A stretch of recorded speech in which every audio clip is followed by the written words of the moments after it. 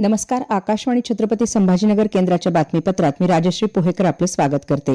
संसदेच्या अर्थसंकल्पीय अधिवेशनाच्या पहिल्या टप्प्याचा आज शेवटचा दिवस आहे. अर्थसंकल्पीय अधिवेशनाचा दुसरा टप्पा 9 मार्चपासून सुरू होईल आणि 2 एप्रिलपर्यंत चालेल. दरम्यान अर्थमंत्री निर्मला सीतारामन यांनी काल राज्यसभेत अर्थसंकल्पावरील चर्चेला उत्तर दिलं.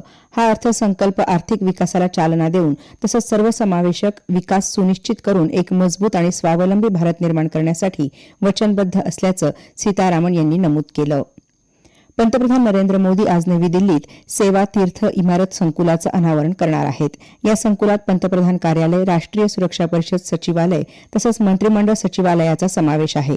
सेवा तीर्थासोबतच कर्तव्य भवन 1 आणि 2 यांचं औपचारिक उद्घाटनही पंतप्रधान करतील. सायंकाळी 6 वाजता सेवा तीर्थ इथं आयोजित सार्वजनिक कार्यक्रमाला ते संबोधित करणार आहेत. कर्तव्य भवन 1 आणि 2 या नव्या इमारतींमुळे वित्त, संरक्षण, आरोग्य आणि कुटुंब कल्याण, कृषी यासह अनेक महत्वाची मंत्रालयं प्रशस्त आणि आधुनिक सुविधांनी सुसज्ज अशा जागेतून कामकाज करणार आहेत. जागतिक रेडिओ दिन आज साजरा होत आहे. या निमित्ताने आकाशवाणीच्या वतीने छत्तीसगडमध्ये रायपूर इथं आज जागतिक रेडिओ दिन परिसंवादाचं आयोजन करण्यात आलं आहे. युनेस्कोच्या सहकार्याने होत असलेला हा परिसंवाद रेडिओ आणि कृत्रिम बुद्धिमत्ता AI हे एक साधन आहे, आवाज नाही या यंदाच्या रेडिओ दिनाच्या संकल्पनेवर आधारित आहे. पंतप्रधान नरेंद्र मोदी यांनी देशवासियांना रेडिओ दिनानिमित्त शुभेच्छा दिल्या आहेत. रेडिओ हे दूरदूरच्या गावांपासून शहरात व्यस्त असणाऱ्या लोकांपर्यंत आवाज पोहोचवण्याचं एक प्रभावी माध्यम असल्याचं पंतप्रधानांनी म्हटलं आहे. आजचा दिवस रेडिओशी जोडलेल्या लोकांच्या प्रयत्नांचा सन्मान करण्यासाठी असल्याचं पंतप्रधानांनी सामाजिक माध्यमावरील संदेशात म्हटलं आहे. दरम्यान जागतिक रेडिओ दिनानिमित्तानं छत्रपती संभाजीनगर इथले रेडिओप्रेमी संजय पवार यांनी आज रेडिओ प्रदर्शन आयोजित केलं आहे. N8 परिसरात वेणुताई चव्हाण शाळेजवळ आयोजित हे प्रदर्शन सर्वांसाठी खुलं आहे. सुमारे 400हून अधिक विविध प्रकारचे रेडिओ या प्रदर्शनात पाहता येणार आहेत. भारत आणि अमेरिकेमधील अंतरिम व्यापार कराराचं कृषी क्षेत्रानं स्वागत केलं असल्याचं राष्ट्रीय कमोडिटी आणि डेरिव्हेटिव्ह एक्सचेंज लिमिटेड NCDEXचे व्यवस्थापकीय संचालक अरुण रास्ते यांनी आकाशवाणीशी बोलताना सांगितलं. छोट्या शेतकऱ्यांच्या हितासाठी गहू, तांदूळ, दूध आणि कुक्कुटपालनासारख्या कृषी उत्पादनांना या करारातून वगळण्यात आल्याची माहिती त्यांनी दिली. एकूण निर्यातीवर लावल्या जाणाऱ्या 18% शुल्काचा भारतीय निर्यातदारांना फायदा होणार असल्याचं त्यांनी नमूद केलं. या काही तरतुदींमुळे हा करार निर्यातदार, लघु उद्योजक आणि शेतकऱ्यांसाठी लाभदायी ठरेल असंही रास्ते यावेळी म्हणाले.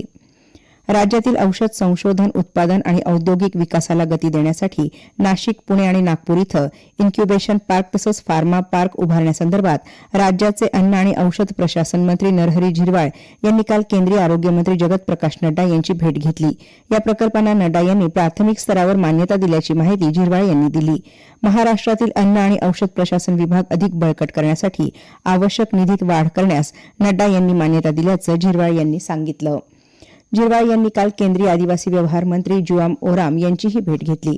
आयुष मंत्रालयाअंतर्गत राज्यातील आदिवासी भागात सुमारे 300 आयुर्वेदिक दवाखाने उभारण्याचा मानसही झिरवाळ यांनी व्यक्त केला. विविध स्वयंसेवी संस्थांशी राज्य शासनानं केलेल्या राष्ट्र शासन आणि टाटा ट्रस्ट तसंच नाम फाउंडेशन यांच्यामध्ये काल सामंजस्य करार करण्यात आला. त्यावेळी ते बोलत होते. या करारामुळे वेगवेगळ्या क्षेत्रातील विकास संपूर्ण महाराष्ट्रभर पोहोचणार असल्याचंही मुख्यमंत्र्यांनी यावेळी सांगितलं.